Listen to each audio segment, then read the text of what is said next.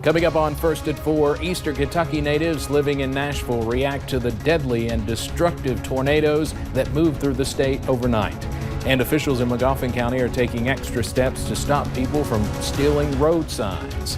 And the clouds will continue to clear out tonight and sunshine returns tomorrow. First at 4 is next. Dedicated to Eastern and Southern Kentucky, this is WYMT Mountain News First at 4.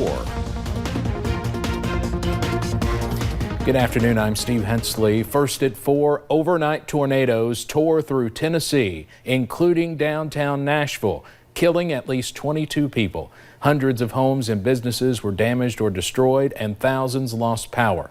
President Trump says he will visit the area Friday. WYMT's Connor James talked with some Eastern Kentucky natives living in Nashville. Connor? Well, Steve, Nashville has become a second home to many who used to live in the mountains. Now, we've talked to multiple people from the area who experienced that storm. David Tolliver is one of them. He's from the musical duo Halfway to Hazard. He's originally from Knott County and has lived in Nashville since about 1998. He lives about 3 miles away from where the tornado ripped through. He was actually on a plane that landed just an hour or so before the storm. He adds, of course, the area is very shaken up, but many people are coming together to help one another. Nashville's been my home for about half of my life now, and I love it down here, and I hate that people are hurting, but we will come back, and we will come back stronger. Again, as of right now, the death toll is at 22. Damaged is still being assessed.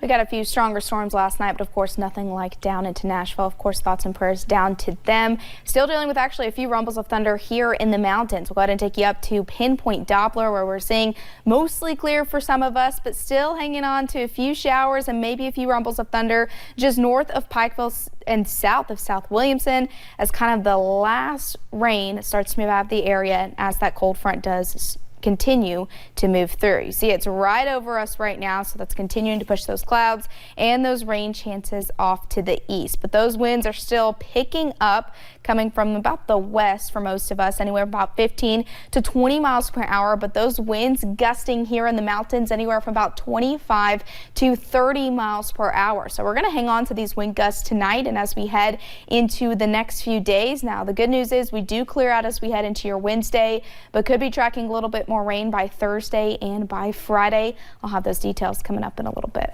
All right. Thank you, Paige.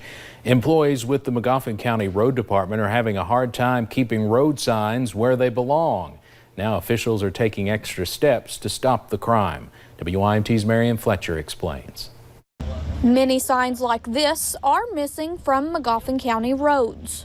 One of the issues that we've had trying to get those signs put in the ground in a way that they couldn't be taken down, and we thought we had done that. But after multiple failed attempts, and what we're seeing is these folks have a lot of energy because they're out there pulling these signs up. Now Judge Executive Matthew Wireman and his team are taking extra precautions to stop the theft.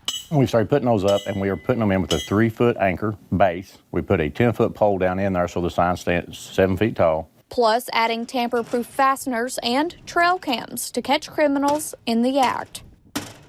So we're going to start putting a couple of those out where we're in areas that we believe the signs may be tampered with. Wireman says if caught, you could face a hefty fine or even jail time. So as soon as we catch someone, they're going to be prosecuted. Hoping to put a stop to the thefts. In Magoffin County, Marianne Fletcher, WYMT Mountain News. Later at 6, you'll hear how stealing road signs could be putting lives in danger. In Frankfort, the Kentucky Senate passed a bill that would make it a crime to spread personal information about a minor online with the intent to harass, abuse, or frighten. The bill passed by a 30-6 vote on Monday. The legislation stems from an interaction between Kentucky teenager Nick Sandman and a Native American activist that went viral in early 2019.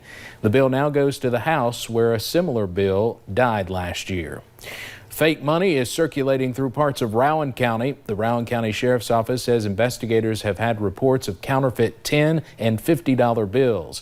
The sheriff advises anyone who receives counterfeit bills to try and identify the person who handed over the bill, adding that someone may be unaware the bill is fake. Recipients of counterfeit money also can reach out to their local police agency. Emergency crews are called out to all kinds of situations, sometimes facing dangerous circumstances to help us in our time of need. But recently, one paramedic with Cabell County, West Virginia EMS found himself needing the help. And it happened while they were responding to a call, prompting the department to purchase new carbon monoxide detectors for every ambulance. He told us that he had fought a structure fire the day before, and his CO levels were very high, and this just topped it off. And unbeknown to us, we did not know there was a generator being run in the house also. Those detectors are now on all of the blue bags on the ambulances, which are the bags they carry with them, and they have also been placed on all of the cots that they use when they transport a patient. More than 100 cases of the coronavirus have been reported in 15 states around the country. 9 people have now died in Washington state, 4 of those in a nursing home just outside of Seattle. In San Antonio, Texas, the mayor there is declaring a health emergency after a woman who tested positive was released and visited a mall before getting her results back. And on Capitol Hill, the Senate Health Education Committee questioned health experts today. The Federal Reserve slashed interest rates by 0.5 point today amid concerns that the coronavirus outbreak could damage the economy. The surprise move marks the first unscheduled emergency rate cut since the 2008 financial crisis and the biggest one-time cut since then. The rate cut was meant to calm investor concerns, but it may have been something of a curveball for Wall Street, with the market not really sure how to react. It came after the Dow recorded its highest point gain in history on Monday. So let's take a look at the final numbers just coming in from Wall Street on this Tuesday afternoon, and it looks like they're not sure what to make of the interest rate cut. The Dow closes down today more than 785 points. Gordman's held grand opening celebrations at 25 new store locations across Kentucky today, one of those being right here in Hazard.